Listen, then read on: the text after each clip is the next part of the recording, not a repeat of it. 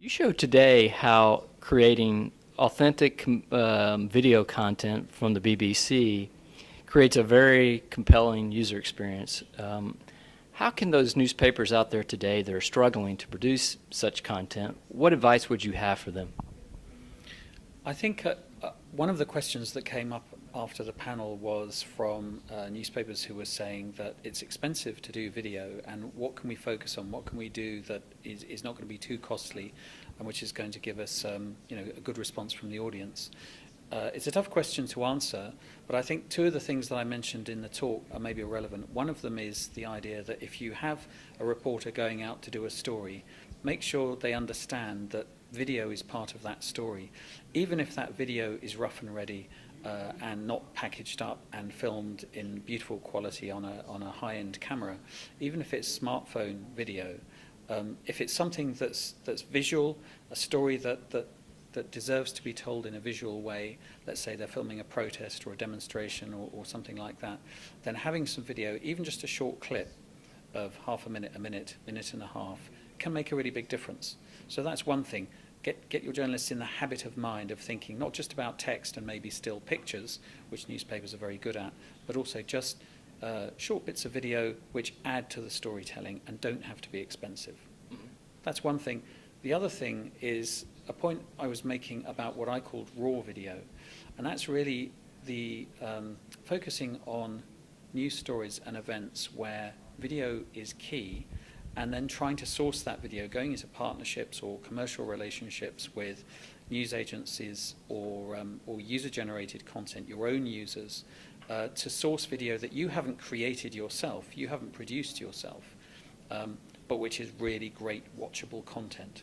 I know that's easier said than done, and I know that a relationship and a contract with a news agency costs money, but if you have a strong story in your area and you have the key bit of video for that story, then that is probably the number one way of getting people focusing on video and for the audience to watch it.